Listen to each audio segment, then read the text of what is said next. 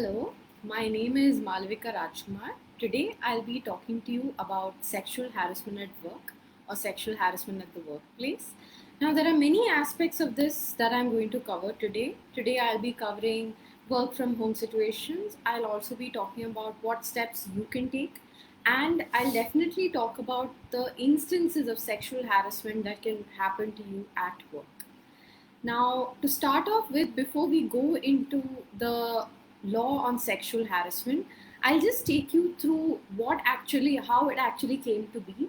Now, in India, the framework for sexual harassment at the workplace actually came after a landmark judgment known as Vishakha versus State of Rajasthan in 1997.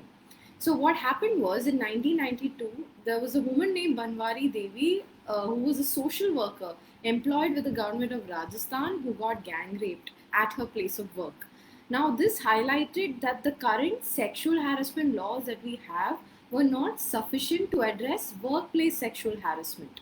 So, in this situation, keeping this in mind, the main intention here of the government was to bring about a law to specifically address workplace sexual harassment. The law in India which addresses workplace sexual harassment is known as Sexual Harassment of Women at Workplace Prevention, Prohibition and Redressal Act 2013. It's commonly known as the POSH Act. Now, this act is very important because it discusses various instances of sexual harassment and how a woman can complain against such behavior. Now, before the introduction of the POSH law, what actually happened was that there was no law that specifically addressed this. All crimes were addressed under the Indian Penal Code 1860. So there were these two sections which were commonly used. Section 354, which was outraging the modesty of a woman, where you can face jail time and fine, and section 509, which is when you insult the modesty of a woman by whistling at her, saying lewd remarks, etc. So what happened was there was a case known as Rupan Deol Bajaj versus KPS Gill in 1995. I'm sure you've heard of this case. It was where a senior IAS officer was sexually harassed by official hired to her in position wise, and she didn't really have a lot of recourses. When the court actually started looking at the case, they realized that Indian Penal Code was not enough to address workplace sexual harassment. So they brought about the Sexual Harassment at the Workplace Act 2013, or the POSH law. And the law has a lot of facets around it, but you need not worry if there's any sort of confusion. You can definitely come to the Nyaya website. We've explained everything in detail. Let me just take you through some of the main aspects of the law that you should be knowing during this time, especially during the COVID pandemic. Many of us are working from home. So let's see how this applies to us in work from home situations also. To start out with, let's look at who are the victims of sexual harassment under the law. Now, the law only currently recognizes women as victims. So if you are a man or a person identifying with another gender, you are actually not a victim under the law. But that does not mean that you don't have a recourse. Let's say that the policy in your organization, the sexual harassment policy in your organization, actually covers men, women, and persons of other gender identities, then you can definitely file a complaint at your workplace regarding the sexual harassment. But let's say that your policy does not cover it. It will be hard for you to file a complaint under this law. Instead, you can definitely go to the police and file an FIR, and definitely the police will help you out for such kind of sexual violence that's happening to you. Now let's look at some of the action and behavior that's seen as sexual harassment. Now, all of these instances of sexual harassment are given in the Act, and you can also read the Indian Penal Code section 354 for some more instances, but let me just give you an overview. For example, if you touch someone inappropriately or make any sort of physical contact, that is sexual harassment. Then if you ask or demand for sex or sexual favors, that is sexual harassment. saying things which are sexual in nature, even if it's a remark, a joke, even sarcasm, that is also sexual harassment. So if you are showing someone pornography in an express way where you're actually showing it to them, or in any sort of implied way also, that is sexual harassment. Now, especially since we're working from home, there will be a lot of doubts, I'm sure, that you're facing on what are the instances of sexual harassment that you can face at home. Now, let me just give a few examples as per some of the instances that I've been seeing throughout this pandemic lockdown. For example, if someone is showing you their private parts, is inappropriately talking to you through video calls or text messages, or if someone, let's say, is constantly messaging you sexual innuendos or any text which you find extremely harassing. Let's look at some implied actions also. Let's say that someone's not actually saying anything to you directly, but instead they're making remarks which seem sexual. Even such situations are sexual harassment, and you do have a recourse to file a complaint. Now, there may also be an instance where you are on your Zoom application or Google application and someone sending you lewd pictures, naked pictures, pornography. All of this also gets covered, and you do have a right to file a complaint. Now, let's look at where all you can actually file the complaint. Now, when you discuss what is a workplace under the law, there are some specific areas that are covered. For example, all government based organizations, which may include any establishment, office, branches, undertakings, anything that is owned, controlled, established, financed, etc., all of this gets covered. Private sector organizations, companies, the office you work at, it can be any office, it can be a medical office, a legal office, any unorganized sector based workplaces also, where the number of employees are less than 10. For example, let's say that you're working in a workshop or you're working as a domestic house help.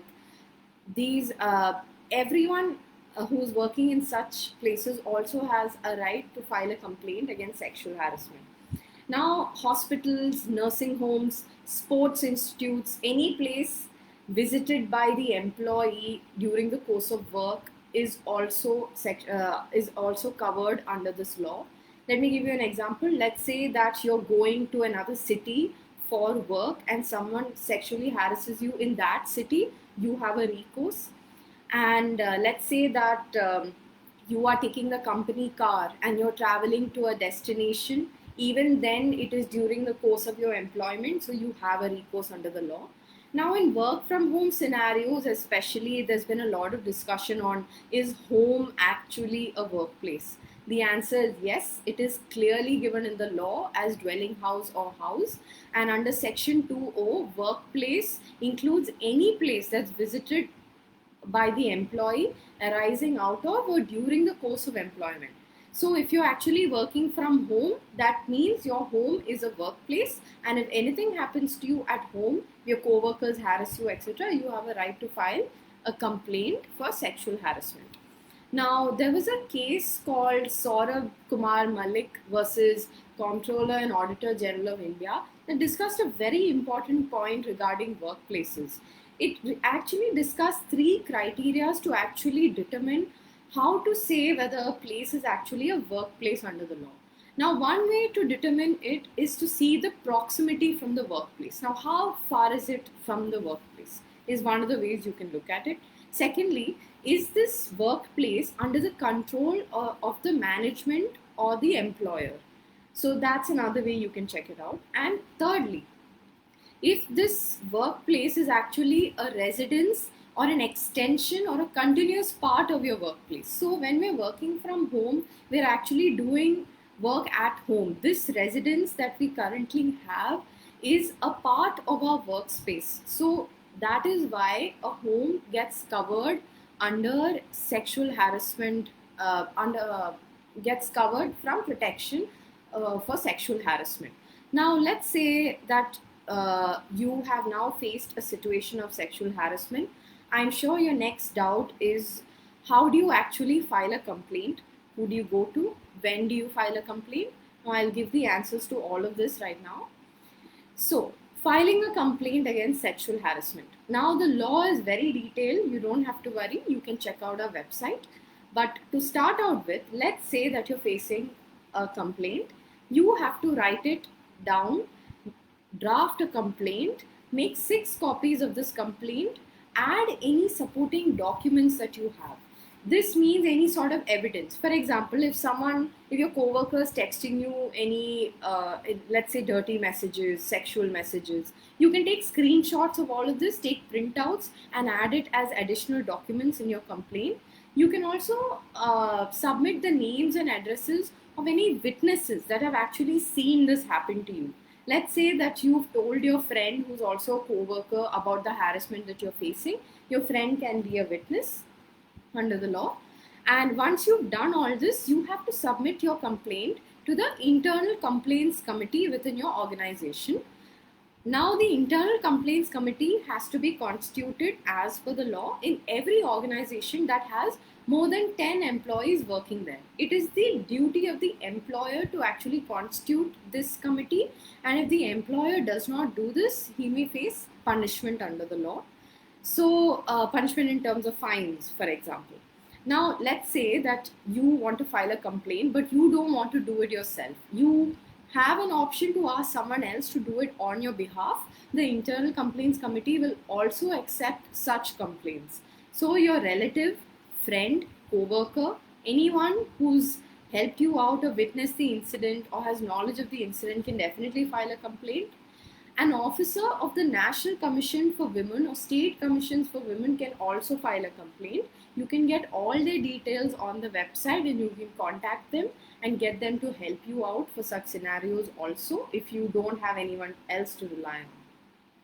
Now, what happens is when you file a complaint to the Internal Complaints Committee, it becomes a formal complaint and there are certain processes that come with it. Now, let's say that you want to raise it, but you don't want to file a formal complaint in that method. You have the option of going for conciliation. Now, conciliation is a mutual agreement between the parties. Here, it would be the victim and the harasser to settle a problem between themselves peacefully.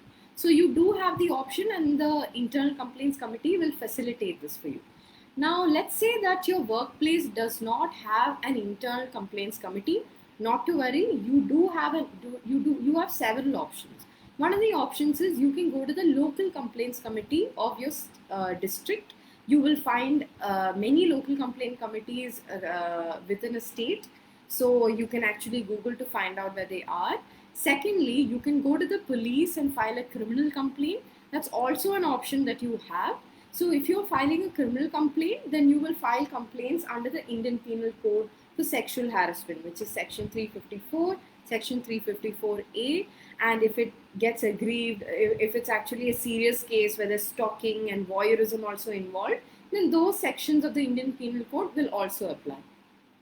You can also do something a little bit quicker. You can file a complaint on the Ministry of Women and Child Development's website.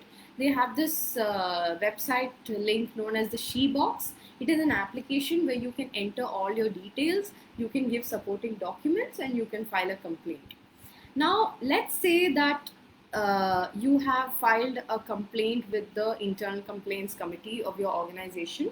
Now, what actually happens? Now, the Internal Complaints Committee, after receiving your complaint, will take time to look through it. The person who's accused or the harasser also gets a chance to defend himself or herself depending on the situation. But the right to be heard is a right that's there under the law. So if someone says that you have sexually harassed them, you should take it seriously. And when the Internal Complaints Committee asks you to give a statement regarding that, you will get 3 chances to give it, and after that you may not get the chance. The ICC may just take the decision. So that's an option that's there for the harasser. So when you go to file the complaint against sexual harassment, you have to remember that there is a certain timeline that's given under the law. So let's say that you faced one particular incident of sexual harassment at the workplace. then you definitely have an option to go and file the complaint within 3 months of that incident. But let's say that there are multiple incidents of sexual harassment at the workplace that actually happens, then you have to file the complaint starting from 3 months from the last incident that actually happened. So now I understand that this timeline may be a little daunting, but if you cannot file a complaint within 3 months, that is not a problem. You can definitely approach the internal complaints committee and explain to them why you couldn't complain. Now the people in on the internal complaints committee are sensitized to the issue, so they will definitely be open to listening to your complaint even if the time limit gets crossed. Now, if the internal complaints committee feels that the circumstances were adequate for you to file the complaint later, then they will allow you. But if the internal complaints committee also feels that the complaint that you're making is vexatious, or you're just doing it out of revenge, or it's a lie, then there will be punishments that a woman can actually face for doing this. Now, let's look at what happens at the workplace after you file the after and during the sexual harassment complaint. Now, the internal complaints committee will take a little bit of time to actually come out with the result, the decision. So, what happens is during this time, if you are a victim of sexual harassment, you can write to the complaints committee and ask them to make your place of work safer for you. Now, how can you do this? You can ask them to stop the harasser from being your supervisor or writing any confidential reports about you. And you can definitely, if it's in an academic setting, let's say that this has happened to you in, like you are a teacher and your um, the professor that's heading your work is actually sexually harassing you. In such academic settings, also, the person who has been accused of supervising you of sexual harassment can be kept away. That person will not be supervising you anymore. But all this can be asked of if you ask the internal complaints committee. Now, what is the when the decision is taken, either the complaint is goes through and you will get a decision out of it in your favor, and the accuser gets punished. Otherwise, the complaint does not go through. In such situations, you have a right to file an appeal to the local complaints committee or to a high court using the help of a lawyer. Now, what really happens, what kind of punishments actually can actually be taken against the harasser? So the harasser may get punishments such as having to write an apology letter to you, being denied a raise, promotion, increment, having to do community service. The harasser may be warned. The harasser may even lose the job. They may be transferred. But in terms of transfer, there's also a chance that the victim may also be transferred. That's a provision given under the law, and it commonly happens. Then the harasser may be asked to go get counseling. Now, there may be more varieties of punishments, like, for example, even if it's given or not given in the service rules within an organization, there definitely may be an instance where you may be compensated for the sexual harassment that you're facing. So, that's also something that you can definitely ask for.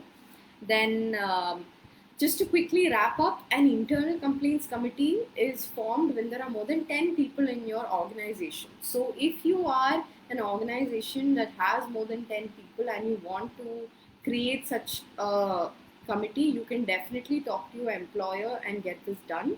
Through collective action, you can actually make your workspace safer.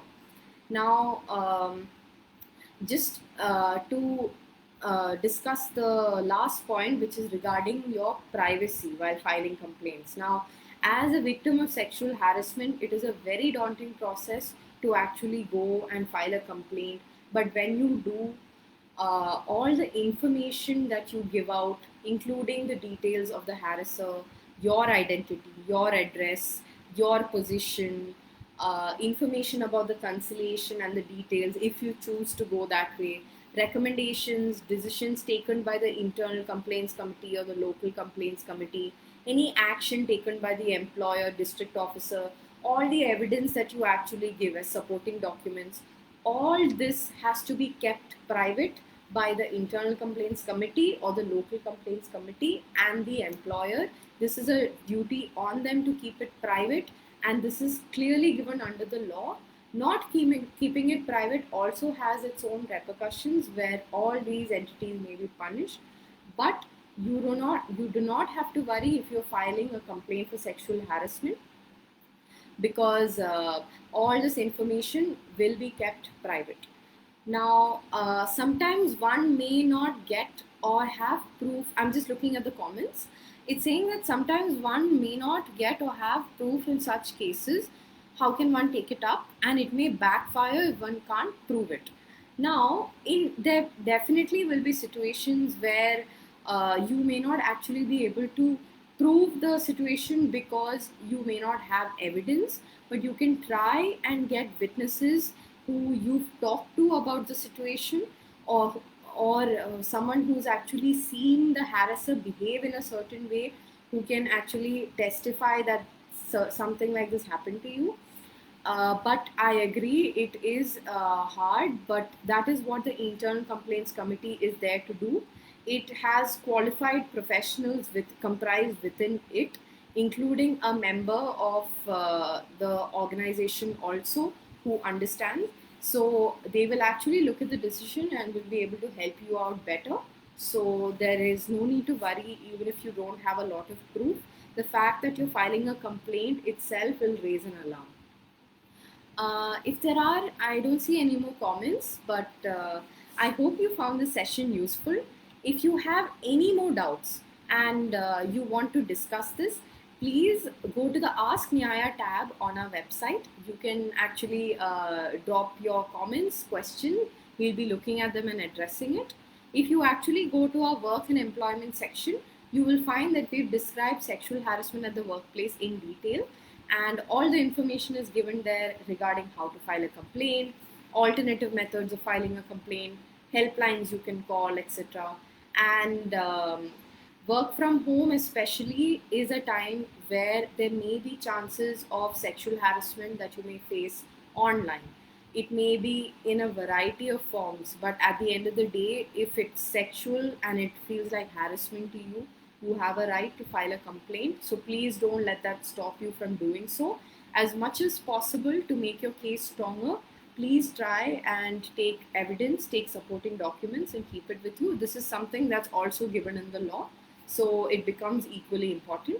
Thank you so much for joining us. I'm sorry, there's just one more comment. People are not well aware about this law, which is very effective. Yes, many people are not aware about this law. In fact, many organizations have not even set up internal complaints committee. If such a situation does arise, there is a legal recourse for you as a gathering of employees within an organization having more than 10 employees.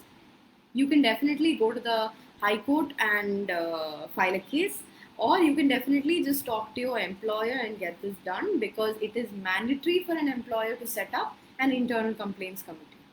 All right, thank you so much. Please leave all your comments. I hope you have a good night. Thank you.